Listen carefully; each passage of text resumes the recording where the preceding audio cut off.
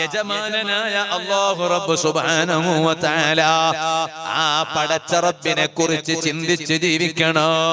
അല്ലാഹുവിനെ കുറിച്ച് ആലോചിച്ച് ജീവിക്കണം. ഓ സുഹൃത്തുക്കളെ, കയ്യിൽ പണമില്ലാത്തതിന്റെ പേരിൽ ദുഃഖിക്കേണ്ടതില്ല. കയ്യിൽ പണത്തിന്റെ പവറില്ലാത്തതിന്റെ പേരിൽ സങ്കടപ്പെടേണ്ടതില്ല. കാരണം ഈ ദുനിയാവിൽ അല്ലാഹു തആല എല്ലാവരെയും സമ്പന്നരാക്കൂല. ചിലർക്ക് അല്ലാഹു തആല പെരുത്തും സമ്പത്ത് കൊടുക്കും. വേറെ ചില ആളുകൾക്ക് അല്ലാഹു തആല അത്ര തന്നെ കൊടുക്കില്ല. അത് ഖുർആനിൽ സൂറത്തു സുമറിൽ അല്ലാഹു പറഞ്ഞതാണ്. അവലം യഅലമു അന്നല്ലാഹ യബ്സുത്തു റിസ്ഖ ലിമൻ യശാഉ വയഖ്ദീർ. അവർക്കറിയില്ലേ, ഈമാനുള്ള ജനങ്ങൾക്ക് അറിയില്ലേ എന്നാണ് ഖുർആനിൽ അല്ലാഹു ചോദിക്കുന്നത്. അവർക്കറിയില്ലേ അന്നല്ലാഹ യബ്സുത്തു റിസ്ഖ ലിമൻ യശാഉ വയഖ്ദീർ. അല്ലാഹു ഉദ്ദേശിച്ച ചില ആളുകൾക്ക് അല്ലാഹു തആല റിസ്ഖ് ധാരാളം കൊടുക്കും. വേറെ ചില ആളുകൾക്ക് അല്ലാഹു തആല അത്ര തന്നെ കൊടുക്കില്ല. അത് റബ്ബിന്റെ തീരുമാനമാണ്. അതുകൊണ്ട് പണക്കാരൻ ചിന്തിക്കണം, എന്നെ മുതലാളിയാക്കിയത് ഞാനല്ലല്ലോ, എന്റെ കയ്യിലുള്ള പണത്തിന്റെ പവർ എന്നെ കൊണ്ടല്ലല്ലോ, എന്നെ മുതലാളിയാക്കിയത് എന്റെ റബ്ബാണ്. പാവപ്പെട്ടവൻ ചിന്തിക്കണോ, അവനെ പോലെ എന്നെ മുതലാളിയാക്കാതെ എന്നെ ഒരു പാവപ്പെട്ടയാളാക്കിയത് അത് എന്റെ റബ്ബാണല്ലോ. പക്ഷേ പറയട്ടെ, എന്റെ വാദ കേൾക്കുന്ന ജനങ്ങളോട്, കയ്യിലെ പണമില്ലാത്തതിന്റെ പേരില് പട്ടിണി കിടന്ന ചരിത്രമുണ്ടോ? ഇല്ല, ഇല്ല. കയ്യിലെ പണമില്ലാത്തതിന്റെ പേരില് പട്ടിണി കിടന്ന ചരിത്രമില്ലല്ലോ. തരുന്നവൻ അല്ലാഹുവാണ്, തരാതിരിക്കുന്നവൻ അല്ലാഹുവാണ്. ഓ സുഹൃത്തുക്കളെ, ആ പടച്ച റബ്ബിന് ഏത് വിഷമഘട്ടത്തിലും എന്നെ സഹായിക്കാൻ കഴിവുള്ളവനാണ് റബ്ബെന്ന് ചിന്തിക്കുന്ന ഒരടിമ. ആ അടിമക്ക് ദുനിയാവിൽ ഏത് പ്രയാസവും ഏത് കയ്പും അത് മാധുര്യമുള്ളത് തന്നെ. അല്ലാഹുവിലേക്ക് മനസ്സ് തിരിച്ചു ജീവിച്ചാൽ ഒരു പ്രയാസഘട്ടത്തിലും എന്റെ റബ്ബ് എന്നെ കൈവിടൂല. നിങ്ങളെ റബ്ബ് നിങ്ങളെ കൈവിടൂല. ഓ ബാപ്പാ, നമ്മുടെ എല്ലാ കാര്യങ്ങളും നടത്തി തരുന്നവൻ അല്ലാഹുവാണ്. ഓ ഉമ്മമാരെ, നമ്മുടെ സർവ്വ കാര്യങ്ങൾ നടത്തി തരുന്നവൻ യജമാനനായ റബ്ബാണ്. ആ റബ്ബെനിക്കുണ്ടെന്ന ബോധത്തോടെയുള്ള ജീവിതം, അതിനേക്കാൾ വലിയ ജീവിതം ഇവിടെ ഇല്ല. എനിക്കെന്റെ റബ്ബുണ്ട്, അവനാണ് എന്നെ പടച്ചത്. അതുകൊണ്ടല്ലേ ഖലീലുല്ലാഹി ഇബ്രാഹിം അലൈഹിസ്സലാം ഇപ്പൊ നോക്കുമ്പോ ടെൻഷനാണ്, എല്ലാവർക്കും ടെൻഷൻ. ഞാൻ ഇന്നലെ ഒരു സ്ഥലത്ത് വാദിന് പോയി. അവിടെ രാത്രി ഒരു വീട്ടിൽ കിടന്നുറങ്ങി. പിറ്റേന്ന് സുബഹി നിസ്കാരത്തിന് ആ വീട്ടിന്റെ തൊട്ടടുത്ത് ശരാമ്പി അവിടെ പറയാം അല്ലേ? ആ, തെക്കൻ കേരളത്തിൽ ചെന്നാല് തൈക്കാവ് എന്ന് പറയും. ഞാൻ ആദ്യമായിട്ട് വാദിനായപ്പോ ഇവിടെ അടുത്തൊരു തൈക്കാവ് ഉണ്ട് ഉസ്താദ്. ഞാൻ കരുതി പയ്യന്റെ കഥ മാറി ആദ്യമായിട്ട് കേൾക്കണം അങ്ങനെ ഒരു പദം. ആദ്യമായിട്ട് തിരുവനന്തപുരത്ത് വാദിനപ്പോ അപ്പൊ പിന്നെ പോയിട്ട് സലീസായതുകൊണ്ട് പിന്നെ ഇപ്പൊ അതപ്പോ ഇതെല്ലാം അങ്ങനെയായി. അപ്പൊ ഞാൻ പറഞ്ഞു, അപ്പൊ ഞാൻ ചോദിച്ചു എന്താ തൈക്കാവെന്ന് പറഞ്ഞെന്താ? പറഞ്ഞു ഉസ്താദേ, പിന്നെ നിങ്ങളെ നാട്ടിൽ അതൊന്നും ഇല്ലേ? ഞാൻ ചോദിച്ചു എന്താ ഇപ്പൊ പറഞ്ഞാലല്ലേ ഇപ്പൊ ഉണ്ടോ ഇല്ലേന്ന് പറയാൻ. അപ്പൊ ചോദിച്ചാൽ അത് പിന്നെ മിമ്പർ ഒന്നും അവിടെ ഉണ്ടാവില്ല, മിഹ്റാബ് മാത്രമേ ഉണ്ടാവുള്ളൂ. അങ്ങനെ പറഞ്ഞു. എന്നാ ഖുത്ബല്ല, നിസ്കാരം മാത്രം. ഓ അഞ്ചമാണ്, ശിറാമ്പിയാണ്. ആ ശിരാമ്പി. അപ്പൊ ഓർ പറഞ്ഞു ശിരാമ്പിയ കോളാമ്പിയാന്നോ ഞങ്ങൾക്കറിയില്ല ഉസ്താദേ. അതേ സമയത്ത് അതിന് ഇവിടെ പറയില്ല തൈക്കാവ് എന്നൊക്കെ പറയും. അപ്പൊ അങ്ങനെ ഞാൻ കടന്നുറങ്ങിയ വീട്ടിന്റെ തൊട്ടടുത്ത് ഒരു നിസ്കാരപ്പള്ളിയാണ്. അപ്പൊ അവിടെ സുബഹി നിസ്കാരത്തിന് പോണല്ലോ. പോയില്ലെങ്കിൽ അള്ള ചിലപ്പോ പുറത്തു വരും. പുറക്കാരൻ പുറത്തു വരൂല. പുറക്കാരൻ ഇയാൾ ഭയതെല്ലാം പറഞ്ഞിട്ട് രാത്രി വന്നിട്ട് കിടന്നിട്ടുണ്ട്. പോരണ്ടായിട്ട് ഇയാൾ നിസ്കാരത്തിന് പോയില്ല. ഇയാൾ പിന്നെ എന്തിനു ജമാഅത്തിന് ആളുകളോട് പറയാൻ ഇയാൾക്ക് എന്താ അത് അങ്ങനെ ചിന്തിക്കണം. അത് ജനങ്ങൾക്കിടയിൽ വളരെ ശ്രദ്ധിക്കേണ്ടതാണ്. ഞാനിപ്പോ അതിലേക്ക് കിടക്കണില്ല. ഞാൻ അങ്ങനെ കരുതിയിട്ടൊന്നുമില്ല കേട്ടോ. അതേ സമയത്ത് ഞാൻ അടുത്ത പള്ളിയാകുമ്പോൾ നിസ്കരിക്കാൻ പോയപ്പോ അവിടെ പള്ളിയിലുണ്ടായിരുന്ന ഒരു ഉസ്താദ് പാവം ഇറങ്ങുന്ന സമയത്ത് അദ്ദേഹം പറഞ്ഞു, ഉസ്താദേ, അദ്ദേഹം എന്റെ കൈ പിടിച്ചിട്ട് അദ്ദേഹം പറയുമ്പോൾ തന്നെ അദ്ദേഹത്തിന്റെ കണ്ണുനിങ്ങനെ വെള്ളം വരിക. അദ്ദേഹം പറഞ്ഞു, ഉസ്താദേ ദുആ ചെയ്യണം, ഞാൻ ഭയങ്കര മാനസികമായ ഒരു പ്രയാസത്തിലാണ്. ആണോ? അള്ളാഹ് മാറ്റിത്തരട്ടെ. എന്നിട്ട് ഞാൻ അദ്ദേഹത്തോടൊന്നും ചോദിച്ചില്ല. നമ്മ ഇങ്ങനെ മാനസിക പ്രയാസമാണെന്ന് പറഞ്ഞാലേ ഉടനെ ദ്വാരന്ന് കൊടുക്കാം, എന്താ അള്ളാഹു തആല വിഷമങ്ങളൊക്കെ മാറ്റിത്തരട്ടെ. എന്നിട്ട് നീ അപ്പുറം പോയിട്ട് ഒക്കെ എന്ത് വിഷയം, എന്ത് മാനസിക പ്രശ്നം, എന്ത് ഒക്കെ നീ മരുന്ന് കൊടുക്കുന്നതല്ലേ എന്റെ ചോദ്യം. അങ്ങനൊന്നല്ല, അള്ളാഹു തആല വിഷമങ്ങൾ തീർത്തരട്ടെ. അവന്റെ വിഷമങ്ങൾ ഇങ്ങനെ പറയിപ്പിക്കാൻ പറഞ്ഞ ചില ആളുകൾക്ക് ഒരു സമാധാനമാണ് അല്ലേ? അങ്ങനെയുണ്ട് ചില ആളുകൾക്ക് ഇങ്ങനെ പറയുമ്പോ, ഒരാളിങ്ങനെ വിഷമം പറയുമ്പോൾ നിങ്ങൾ കേട്ടിരിക്കുക, നിങ്ങൾക്ക് അതിന്റെ പേര് കൂലി ഉണ്ടാവും. നിങ്ങൾ കരുതി ഇപ്പൊ സുബഹി ജമാഅത്തിന് ബാദപ്പണിക്ക് സുബഹി നിസ്കാരത്തിന് പള്ളിക്ക് വന്നോണ്ട് മാത്രം സ്വർഗം കിട്ടൂന്നാ? ഇന്ന ബുദലാ ഉമ്മത്തി, മുത്തനബി സല്ലല്ലാഹു അലൈഹി വസല്ലം പറഞ്ഞില്ലേ, എന്റെ സമുദായത്തിലെ വലിയ വലിയ ഔലിയാക്കള് അവര് ലം യദ്ഖുലുൽ ജന്ന, ഓരൊന്നും സ്വർഗ്ഗത്തേക്ക് പോയിട്ടില്ലട്ടോ. എന്തുകൊണ്ട് പോയിട്ടില്ല? ബിസ്വലാത്തിൻ വലാ ഖിയാമിൻ, ഓരോ നിസ്കാരം കൊണ്ടൊന്നുമല്ല സ്വർഗത്തിൽ പോയത്, ഓരോ നിസ്കാരം കൊണ്ടൊന്നല്ല. പിന്നെ ബിസലാമത്തി സ്വദരി വന്നുസ്ഹിലിൽ മുസ്ലിമീന, എല്ലാവർക്കും നല്ലത് വരണം, ആരും കുടുങ്ങിപ്പോകണ്ട, എല്ലാവർക്കും നല്ലത് വരണോ. എന്റെ മോൾക്ക് കിട്ടിയതിനേക്കാളും നല്ല പുതിയ ആപ്പിള അപ്പുറത്തെ പാത്തുന്റെ മോൾക്ക് കിട്ടീന് ഒക്കെ. അതെന്താ അങ്ങനെ ആയിപ്പോയ റബ്ബേ? അതാ അപ്പുറത്തെ പാത്തുന്റെ മോൾക്ക് എന്റെ മോൾക്ക് കിട്ടിയതിനേക്കാളും നല്ല പുതിയ ആപ്പിള കിട്ടീന് ഒക്കെ. അപ്പൊ സന്തോഷിക്കണോ? അൽഹംദുലില്ലാഹ്, ഓള് മോൾക്കെങ്കിലും അങ്ങനത്തെ ഒരു കിട്ടും, ഓള് ജീവിതെങ്കിലും ഒരു സന്തോഷത്തിലായല്ലോ ഒക്കെ. അതിങ്ങനെ നോക്കിയിട്ട് ഒക്കെ അല്ലേ, അതങ്ങനെ വിട്ടെങ്കാവാലേ എന്ന് കരുതിയിട്ട് ഭസ്മം കൊണ്ടുപോയി ചൊരിക്കാനല്ല നോക്കണ്ടേ. ഓ റബ്ബേ, അങ്ങനെ കൊണ്ടുപോയി ചൊരിച്ചിട്ട് പിന്നെ അവസാനം ഓരോ തമ്മിലില്ലാതെ അതല്ല, ഓർക്കെങ്കിലും ഒരു ഗുണം കിട്ടിയല്ലോ. അങ്ങനെയുള്ള നിയത്ത് കൊണ്ടാണ് ഔലിയാക്കൾ സ്വർഗത്തിൽ പോയത് എന്നാണ് ഹബീബായ മുഹമ്മദുർ റസൂലുള്ളാഹി സ്വല്ലല്ലാഹു അലൈഹി വസല്ലമ തങ്ങൾ പറഞ്ഞത്. സുഹൃത്തുക്കളെ, ഞാൻ പറഞ്ഞു വന്നത് എന്തിനാണ് തളരേണ്ടത്? ഈ സദസ്സിലും പ്രയാസമില്ലാത്തവരില്ലല്ലോ. ആർക്കാണ് പ്രയാസം പറയാൻ കഴിയാത്തത്? ഓ ഉമ്മമാരെ, ഈ ദുനിയാവിൽ സങ്കടങ്ങളില്ലാത്തവരില്ല. പക്ഷേ ഏത് പ്രയാസങ്ങൾ ഉണ്ടാകുമ്പോഴും അതിന്റെ പേരിൽ നിങ്ങളുടെ സമനില തെറ്റേണ്ടതില്ല, നിങ്ങൾ മാനസിക രോഗികളാകേണ്ടതില്ല. എത്ര വലിയ അസുഖം വന്നാൽ തന്നെ, ഇന്നലെ വാദിന് പോയപ്പോ അവിടേക്ക് ആവശ്യമുള്ളത് പിരിച്ചു കൊടുക്കുമ്പോ സ്ത്രീകളെ ഭാഗത്ത് നിന്ന് 3313 രൂപ വീതം ഒരുപാട് സംഭാവനകൾ വരുന്നു. എന്തേ ദുആ ചെയ്യണം ഉസ്താദേ? താങ്ങാൻ കഴിയാത്ത രോഗമാണ്, ക്യാൻസറാണ്.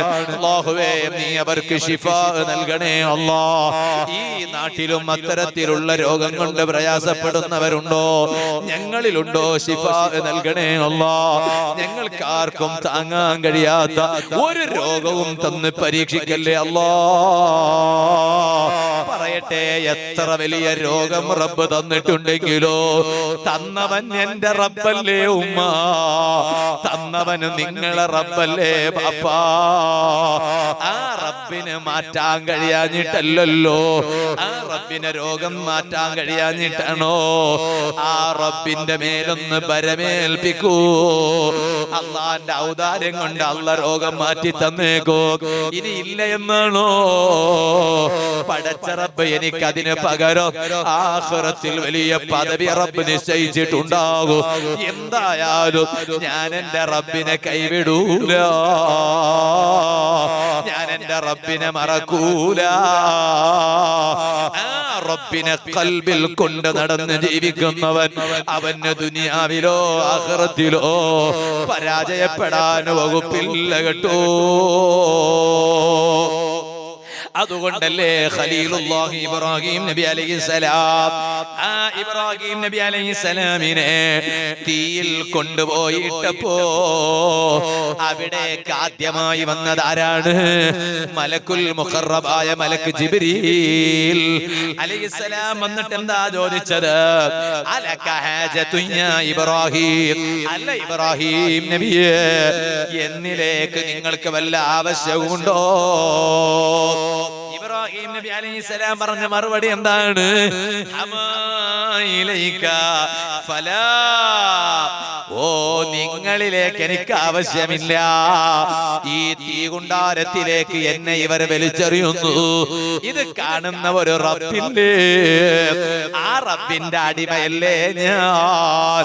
എന്നെ തീകുണ്ടാരത്തേക്ക് വലിച്ചെറിയാൻ ഇവരെ മനസ്സിൽ തോന്നിപ്പിച്ചവനും എന്റെ റബ്ബല്ലേ. ആ റബ്ബ് ഇത് കാണാഞ്ഞിട്ടാണോ? റബ്ബ് കാണാത്തത് കൊണ്ടല്ലോ. ആ റബ്ബിനെ എന്നെ രക്ഷപ്പെടുത്താൻ കഴിയാഞ്ഞിട്ടാണോ? അതുകൊണ്ട് എന്റെ ആവശ്യം ഒരാളോടും പറയാനില്ല. എന്റെ റബ്ബ് കാണുന്നുണ്ടല്ലോ. അപ്പോഴല്ലേ ആ തീയ് ഇബ്രാഹിം നബി അലൈഹിസ്സലാമിന് അതേ രക്ഷയോടുകൂടെയുള്ള തണുപ്പായി മാറിയത്. കേവലം തണുപ്പല്ലല്ലോ, തണുപ്പും വലിയ അപകടമല്ലേ. സുബ്ഹാനല്ലാഹ്. ഈ ജനുവരി 28-ന് അതേ ഒരു നാട്ടിലേക്ക് എന്നെ വാദിനെ ക്ഷണിച്ചു. അത് ദുബായ് അല്ല, സൗദി അല്ല, ഖത്തറല്ല, ഒമാനല്ല, കുവൈത്തല്ല, ഇതുപോലെ ബഹ്റൈനല്ല, മലേഷ്യയോ സിംഗാപ്പൂറോ അല്ല. ഞങ്ങളെ നാട്ടിൽ നിന്ന് എത്രയോ അതേ ഒന്നിലേറെ ദിവസം യാത്ര ചെയ്യേണ്ട സ്ഥലം. അവിടെ നമ്മുടെ സുന്നത്ത് ജമാഅത്തിന്റെ പ്രവർത്തകരുണ്ട്. അവിടെ അതേ നമ്മുടെ ഒരു പരിപാടിക്ക് വന്ന് അത് പറയണം എന്ന് പറഞ്ഞപ്പോ നോക്കുമ്പോ പറഞ്ഞു, അദ്ദേഹത്തിന്റെ വീട്ടിന്റെ മുന്നൊരു ഫോട്ടോ എടുത്തിട്ട് അതേ വാട്സപ്പിൽ അയച്ചു തന്നു. നോക്കുമ്പോഴോ ഭയങ്കര തണുപ്പുള്ള നാടാണ്. അവിടെ ഇങ്ങനെ ഐസ് ഇങ്ങനെ താഴോട്ട് വീഴുന്നു. ഞാൻ പറഞ്ഞു, എനിക്ക് തീരെ തണുപ്പ് പറ്റൂല, ഇപ്പൊ വന്നാ ശരിയാവൂല. ഇൻഷാ അല്ലാഹ് ജൂലൈ മാസത്തേക്ക് നമുക്ക് നോക്കാം. ഇൻഷാ അല്ലാഹ് പോകണമെന്ന് കരുതിയിട്ടുണ്ട്. എന്റെ ജീവിതത്തിൽ ഇന്ന് വരെ ഞാൻ പോകാത്ത സ്ഥലമാണ്. പടച്ച റബ്ബിന്റെ തൗഫീഖ് ഉണ്ടെങ്കിൽ നാട് കാണാനല്ല, ഇൽമു പറയാൻ പോകണം. അതിന് തൗഫീഖ് ഉണ്ടാകാൻ നിങ്ങളൊക്കെ ദുആ ചെയ്യണം. ഇരിക്കട്ടെ, ഞാനിപ്പോൾ അതിലേക്ക് കടക്കുന്നില്ല. തണുപ്പും വലിയ അപകടമാണ്. ആ തണുപ്പ് വലിയ അപകടമായതുകൊണ്ട് തന്നെ കേവലം ഒരു തണുപ്പല്ല കൊടുത്തത്, രക്ഷയോടുകൂടെയുള്ള തണുപ്പാണ് ഇബ്രാഹിം നബി അലൈഹിസ്സലാമിന് കൊടുത്തത്. ഞാൻ പറഞ്ഞു വന്നത്, ആ ഇബ്രാഹിം നബി അലൈഹിസ്സലാമിന് തീയിൽ കൊണ്ടുപോയിട്ടപ്പോ ഇബ്രാഹിം നബി അലൈഹിസ്സലാമിനെ ആ തീയിലുണ്ടായിരിക്കെ രക്ഷപ്പെടുത്തിയതാരാ? യജമാനനായ റബ്ബ് തന്നെയല്ലേ. ആ റബ്ബ് എന്റെയും നിങ്ങളുടെയും കൂടെ ഉണ്ടായാൽ പിന്നെന്തിനാണ് തളരേണ്ടത്? പിന്നെന്തിനാണ് പേടിക്കേണ്ടത്? ഇവിടെ ഇപ്പൊ നീട്ടി സംസാരിക്കാൻ നേരമില്ല. ഞാനൊരു ചെറിയ ചരിത്രം പറഞ്ഞ് ഞാൻ എന്റെ ഇന്നത്തെ വാദു ചുരുക്കുന്നു. അബ്ദുൽ വാഹിദ് റളിയല്ലാഹു അൻഹു മഹാനവരികൾ ഒരിക്കൽ അബൂ ആസിമുൽ ബസ്രി റളിയല്ലാഹു അൻഹു തങ്ങളോട് ചോദിച്ചൊരു ചോദ്യമുണ്ട്. അല്ല അബൂ ആസിമുൽ ബസ്രി തങ്ങളെ, കൈഫ സ്വനഅത ഹീന തലബകൽ ഹജ്ജാജ്, നിങ്ങളെ നാട്ടിൽ ഒരു ദുഷ്ടനായ ഭരണാധികാരി ഉണ്ടായിരുന്നല്ലോ, ഹജ്ജാജ് ഇബ്നു യൂസുഫ് എന്ന ഭരണാധികാരി. ആ ഭരണാധികാരി അതേ നിങ്ങൾ സത്യം പറഞ്ഞിട്ട് വാദു പറഞ്ഞയാളായതുകൊണ്ട് ആ ഭരണാധികാരി നിങ്ങൾക്കെതിരെ തിരിഞ്ഞല്ലോ, നിങ്ങളെ ആക്രമിക്കാൻ വന്നല്ലോ, നിങ്ങളെ ആവശ്യപ്പെട്ടല്ലോ, അദ്ദേഹം എവിടെയാണുള്ളത് കണ്ടുപിടിച്ച് കൂട്ടിക്കൊണ്ടുവരണമെന്ന് പറഞ്ഞല്ലോ. അപ്പോൾ നിങ്ങൾ എവിടെയായിരുന്നു? ഉടനെ അബൂ ആസിമുൽ ബസ്രി റളിയല്ലാഹു അൻഹു മഹാനവറുകൾ പറഞ്ഞു, ഞാൻ എവിടെ ഉണ്ടാകാനാ? കുന്തു ഫീ ഗുർഫതി, ഞാൻ എന്റെ റൂമിൽ തന്നെയായിരുന്നു, ഞാൻ എന്റെ മുറിയിൽ തന്നെയായിരുന്നു. എന്നിട്ട് അവർ വന്നല്ലോ, ഹജ്ജാജ് ഇബ്നു യൂസുഫ് നിങ്ങളെ വിളിക്കുന്നുണ്ട് എന്ന് പറഞ്ഞിട്ട് അവരെ അനുയായികൾ വന്ന് വിളിച്ചല്ലോ. അതേ വന്നു.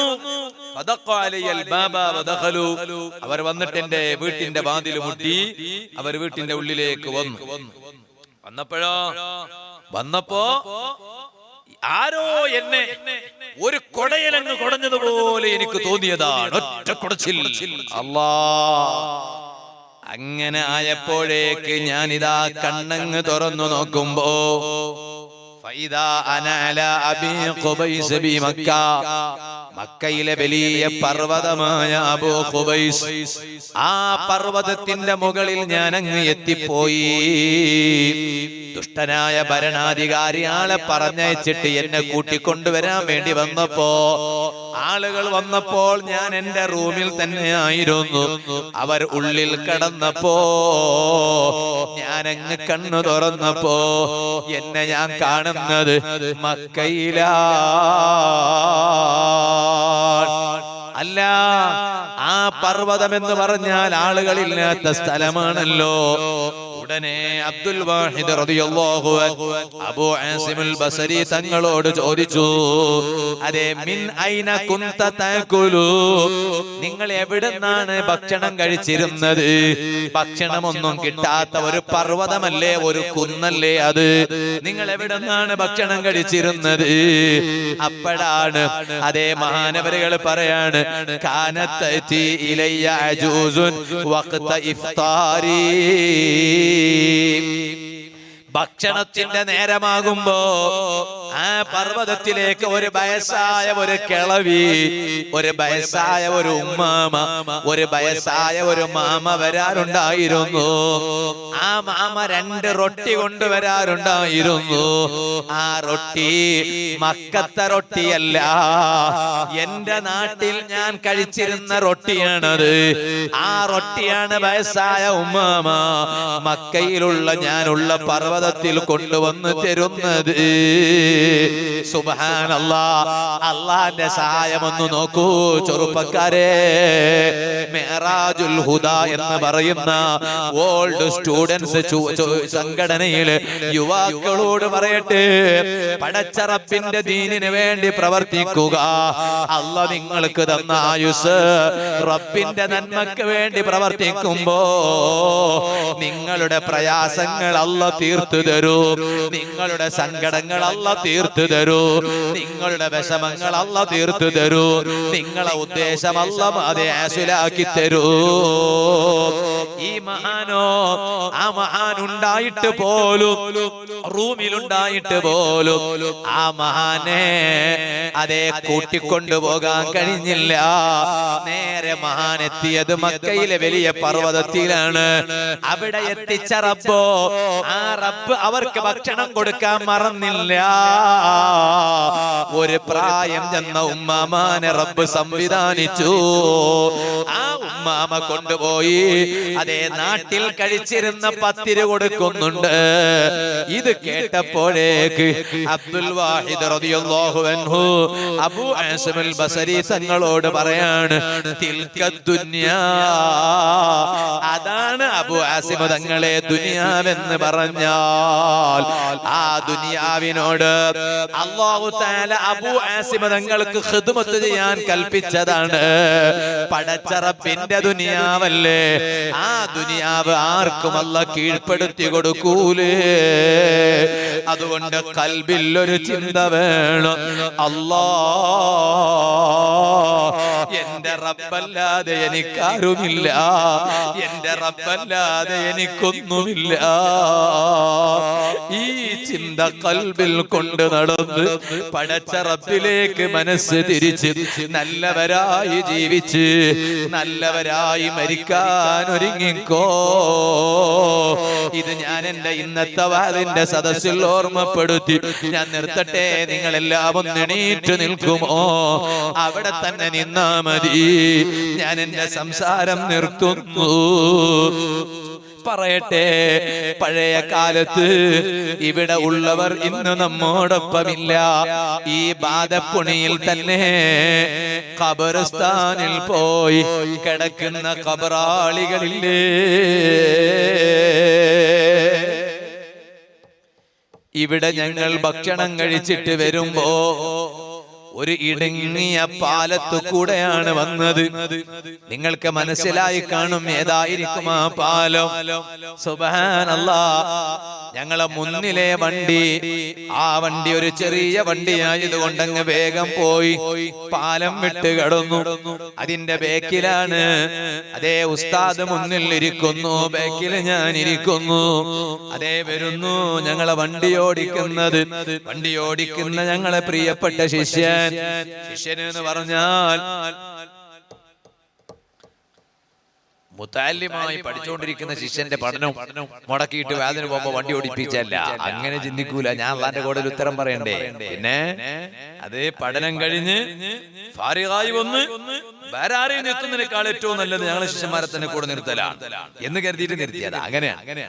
അപ്പൊ അവരുടെ ഡ്യൂട്ടി അതാണ്. അതോടുകൂടി അവർ പഠിപ്പിക്കുന്നു, കാര്യങ്ങൾ ചെയ്യുന്നു, എല്ലാം ചെയ്യുന്നു. ഞാൻ പറഞ്ഞു വന്നത് അങ്ങനെ മെല്ലെ വരുമ്പോ അങ്ങോട്ട് മുട്ടുന്നുണ്ടോ, ഇങ്ങോട്ട് തട്ടുന്നുണ്ടോ, പേടിയാണ്. സുബ്ഹാനല്ലാഹ്.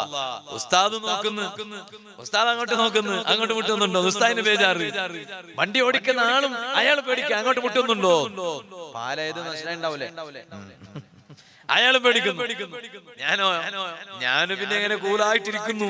കാരണം എനിക്ക് പേടിന്റെ മഹത്വം അറിയാത്തത് കൊണ്ടാണ്, എന്ത് സംഭവിക്കുമെന്ന് ചിന്തിക്കാത്തത് കൊണ്ടാണ് ഞാനിങ്ങനെ കൂളായിരിക്കുന്നു. അപ്പൊ ഉസ്താദിനൊരു ബേജാറ്. ഉസ്താദിനോട് പറഞ്ഞു, പിന്നെ നിങ്ങളൊന്ന് നോക്ക്, അങ്ങോട്ട് തട്ടുന്നില്ലല്ലോ, ബാക്കൊന്ന് നോക്ക്. അല്ല അപ്പോഴാണ് ഞാൻ ബേജാറാണ്, തട്ടുന്നുണ്ടോ നോക്ക്. അപ്പോഴേക്ക് ഒരാൾ ഓടി വന്നു. അയാൾ ഇങ്ങനെ റൂട്ടിങ് ഇങ്ങനെ കാണിച്ചു തരുന്നു.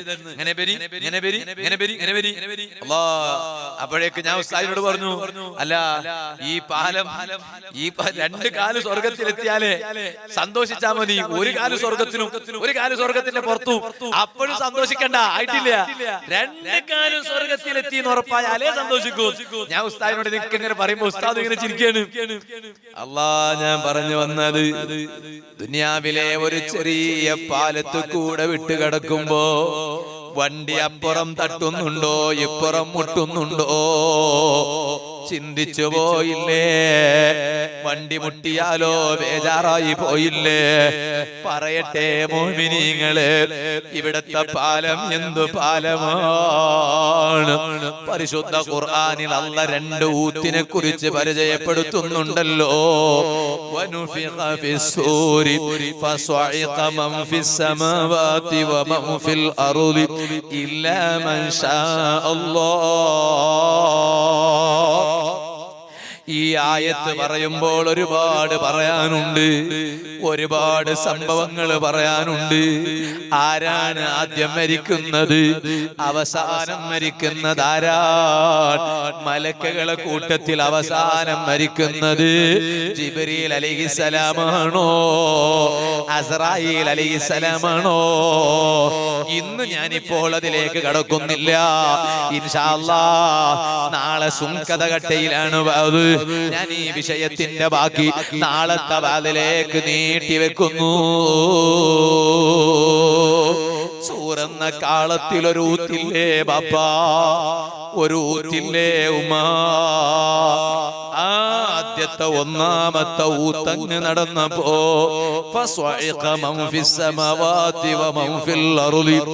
ആകാശത്തിലുള്ളവരും ഭൂമിയിലുള്ളവരും അവരെല്ലാവരും മരിച്ചുപോയില്ലേ?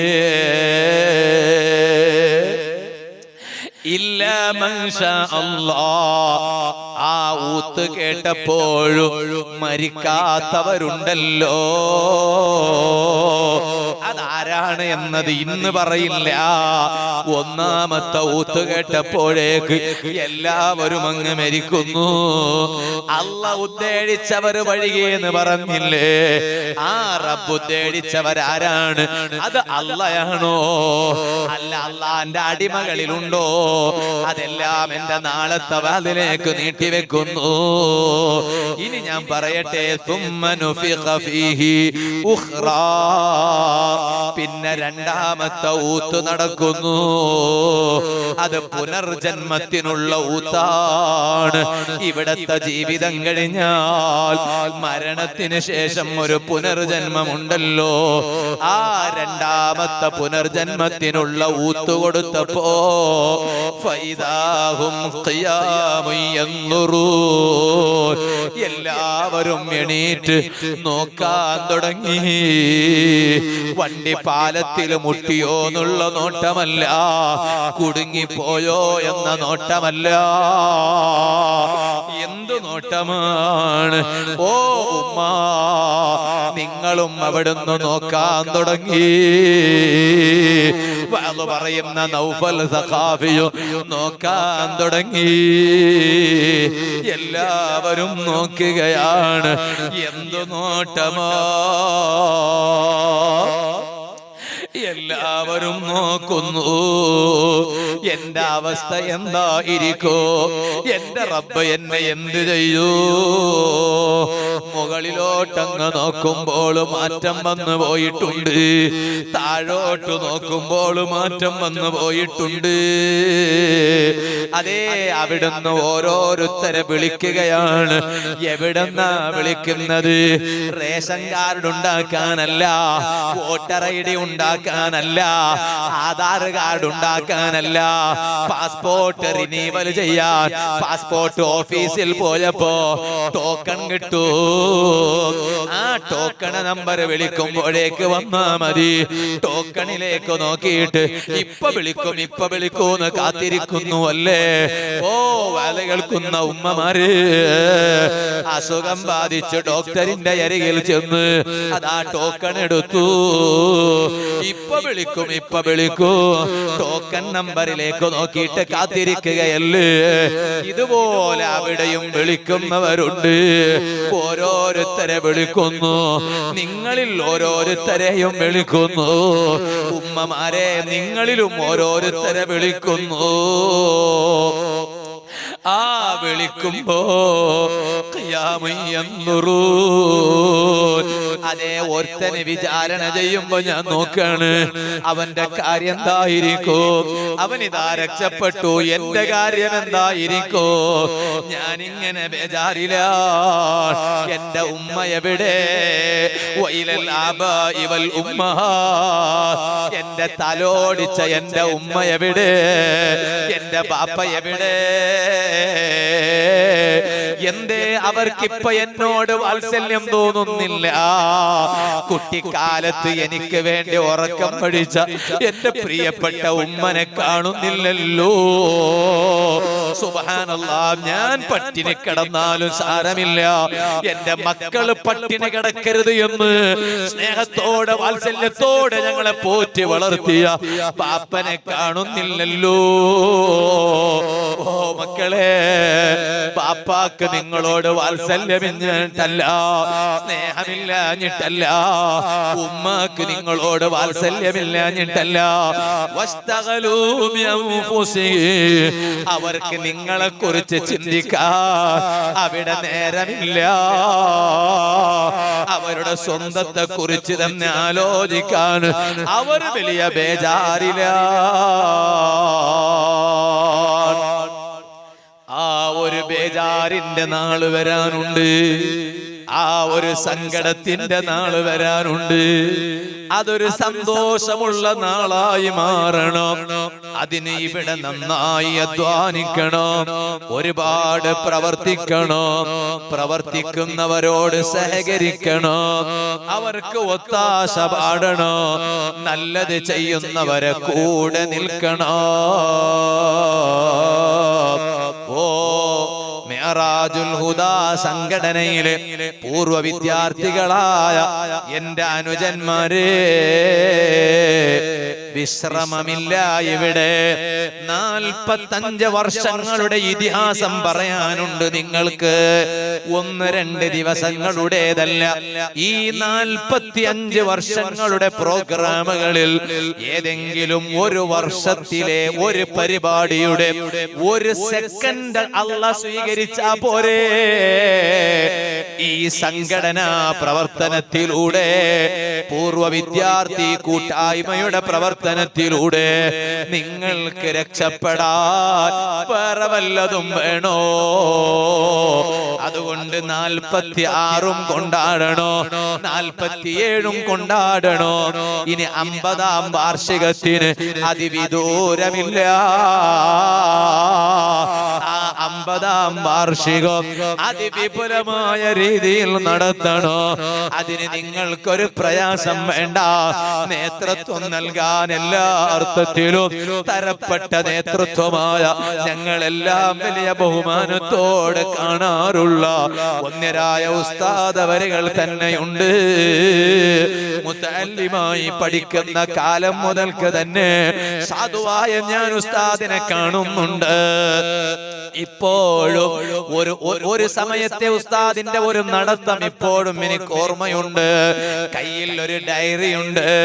ആ ഡയറിയും പിടിച്ച് ഉസ്താദ് ഇങ്ങോട്ട് പോകണ ഒരു രംഗം എന്റെ കുട്ടിക്കാലത്തെന്ന് പറഞ്ഞാൽ ഇപ്പൊ കുറെ പ്രായമായി എന്നല്ല അതിന്റെ അർത്ഥം.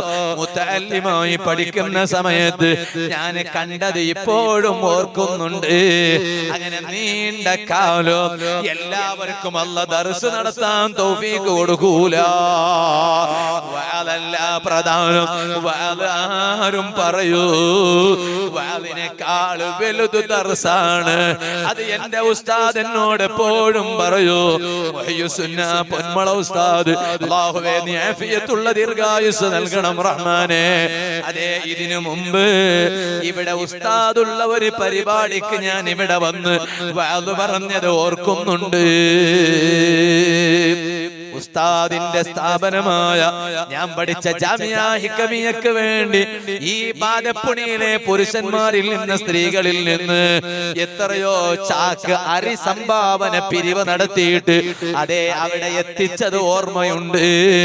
അല്ലാഹു അവരെ സഹായിക്കട്ടെ. അതുകൊണ്ട് പ്രവർത്തനം നിർത്തണ്ട, സഹായിക്കുന്നത് നിർത്തണ്ട. നല്ലത് മാത്രം ചെയ്ത് നല്ലവരായി മരിക്കാൻ ഒരുങ്ങിക്കോ. ഹാഫിദുൽ ദഹബിയുടെ സിയറു അലാമിൻ നുബലായിൽ കാണാം. ശൈഖുൽ ശുയൂഖ് എന്ന തലകെട്ടാണ് ഹെഡിങ്. അങ്ങനെയാണ് ശൈഖുൽ ശുയൂഖ്, സർവ ശൈഖന്മാരുടെ ശൈഖായി അറിയപ്പെടുന്ന വലിയ മാനുണ്ട്. ബഗ്ദാദുകാരനാണ്. പേര് അബുൽ ബറകാത്തുൻ നൈസാബൂരി റളിയല്ലാഹു അൻഹു. ബഗ്ദാദിലാണ് ജനനം. ആ മഹാനവരുകൾ വഫാത്തായതുപോലെ സ്വർഗം കണ്ട് മരിക്കട്ടെ ബാപ്പാ. ആ മഹാനവരുകൾ വഫാത്തായതുപോലെ സ്വർഗം കണ്ട് മരിക്കണ്ടേ ചെറുപ്പക്കാരാ. ഞാൻ എന്റെ ബാപ്പാന്റെ മയ്യത്ത് കണ്ടിട്ടുണ്ട്. ഞാൻ എന്റെ ഉസ്താദിന്റെ മയ്യത്ത് കണ്ടിട്ടുണ്ട്. ഇതുപോലെ എന്റെ മയ്യത്ത് കാണാൻ എന്റെ ശിഷ്യന്മാർക്കൊരു ദിവസമില്ലേ? എന്റെ മക്കൾക്കൊരു ദിവസമില്ലേ? ഓ പെങ്ങളെ, ഡിഗ്രിയുടെ പേരും പറഞ്ഞ് കോളേജിന്റെ പഠനത്തിന്റെ പേരും പറഞ്ഞ് സുബ്ഹാനല്ലാഹ് ഏതൊരുത്തന്റെ ബൈക്കിന്റെ പിന്നാലെ വലസുന്നതിന് നിനക്കൊരു മടിയുമില്ലല്ലേ പെണ്ണെ? നിന്റെ കൽബിൽ നീ കുറെ കാലം ഇവിടെ ജീവിക്കുന്നു എന്ന ഒരു പെപ്പുണ്ടായത് കൊണ്ടല്ലേ നിന്റെ സർവ പെപ്പിനെയും മാറ്റി നിർത്തുന്ന ഒരു തീരുമാനം വരാനുണ്ട്. അത് നിന്റെ മരണമാ. ഇപ്പൊ കണ്ടവന്റെ ബൈക്കിന്റെ പിന്നാലെ പേരിനൊരു പർദ്ദ ഇട്ടതുകൊണ്ട് നിന്നെ കാണാൻ നാട്ടുകാരില്ലെന്ന് നീ തെറ്റിദ്ധരിച്ചുവല്ലേ? നിന്നെ പരിചയപ്പെടാൻ നിന്റെ കുടുംബാംഗങ്ങളില്ലെന്ന് തെറ്റിദ്ധരിച്ചുവല്ലേ? ആര് നോക്കിയിട്ട് എന്ത് ചെയ്യാനാ മോളെ? ആര് പരിചയപ്പെട്ടിട്ട് എന്ത് ചെയ്യാനാ? ആര് കണ്ടാലും കണ്ടില്ലെങ്കിലോ കാണുന്നൊരു യജമാനനായ റബ്ബില്ലേ? ആ റബ്ബല്ലേ മരിപ്പിക്കുന്നവൻ അവനല്ലേ? മരിക്കുമ്പോൾ സ്വർഗം കണ്ടിട്ട് മരിക്കണ്ടേ മോളെ? അതിന് നിന്റെ ഈ പ്രവർത്തനം ഒക്കുമോ? നിനക്ക് ഈ ചെയ്തികൾ കാരണമാകുമോ? അബുൽ ബറകാത്തുൻ നൈസാബൂരി റളിയല്ലാഹു അൻഹു മഹാനവരുകൾ മരിക്കാൻ കിടക്കുകയാണ്. ഇബ്നു നജ്ജാർ തങ്ങൾ പറഞ്ഞു, അതേ ഇബ്നു സക്കീന റളിയല്ലാഹു അൻഹു മഹാനവരുകൾ പറയുന്നത് ഞാൻ കേട്ടിട്ടുണ്ട്. അബുൽ ബറകാത്ത് നൈസാബൂരി റളിയല്ലാഹു അൻഹു മഹാനവരുകൾ മരിക്കാൻ കിടക്കുമ്പോ ഞാൻ അവിടെയുണ്ട്, എന്റെ ഉമ്മ അവിടെയുണ്ട്. എന്റെ ഉമ്മ ആ മഹാനോട് ചോദിച്ചു, മാതജിദു, അല്ല മഹാനെ നിങ്ങൾക്ക് ഇപ്പൊ എങ്ങനെ അനുഭവിക്കുന്നുണ്ട്? മഹാനവരുകൾക്ക് മിണ്ടാൻ കഴിയുന്നില്ല. എന്റെ ഉമ്മ ഇപ്പൊ എങ്ങനെയുണ്ടെന്ന് ചോദിക്കുമ്പോ മരിക്കാൻ കിടക്കുകയല്ലേ അബുൽ ബറകാത്ത് നൈസാബൂരി റളിയല്ലാഹു അൻഹു, മഹാനവരുകൾക്ക് മിണ്ടാൻ കഴിയുന്നില്ല. മഹാനവരുകൾ ഒരു എഴുത്ത് എഴുതിയിട്ട് കാണിച്ചു തന്നു. സംസാരിക്കാൻ കഴിയാത്തത് കൊണ്ട് ഒരു എഴുത്ത് എഴുതിയിട്ട് കാണിച്ചു തന്നു. ആ എഴുത്ത് എന്താണെന്നറിയുമോ? ഫറൗഹും വറൈഹാനും വജന്നത്തു നഈം. ഇതാ സ്വർഗം കാണുന്നുണ്ട്. എങ്ങനെയുണ്ട് ഇപ്പോ എന്ന് ചോദിക്കുമ്പോ മരിക്കാൻ കിടക്കുകയാണ് ഞാൻ. ഫറൗഹും വറൈഹാനും വജന്നത്തു നഈം. സർവ അനുഗ്രഹങ്ങളുടെ കേന്ദ്രമായ സ്വർഗം കാണുന്നുണ്ട്. അതങ്ങ് എഴുതിയിട്ട് സുമ്മമാത മഹാനവരുകൾ ലോകത്തോട് വിട പറഞ്ഞു പോയി. ഇതുപോലെ എനിക്കൊന്ന് മരിക്കണ്ടേ, സ്വർഗം കണ്ടിട്ട് നിങ്ങൾക്ക് മരിക്കണ്ടേ? അതിനായിരിക്കണം എന്റെ വാവ്, അതിനായിരിക്കണം നിങ്ങളുടെ സദസ്സ്, അതിനായിരിക്കണം നമ്മുടെ സംഘാടനം, അതിനായിരിക്കണം നമ്മുടെ ജീവിതം. ഇത് ഞാൻ എന്റെ അമ്മാറത്തായ നഫ്സിനോടും നിങ്ങളോടും ഓർമ്മപ്പെടുത്തി ഞാൻ എന്റെ ഇന്നത്തെ വാവ് നിർത്തുന്നു. അർഹമുർ-റഹീമീനായ അല്ലാഹ്, സാധുക്കളായ നീ ഞങ്ങൾക്കതിന് തൗഫീഖ് ചെയ്യണം റഹ്മാനേ.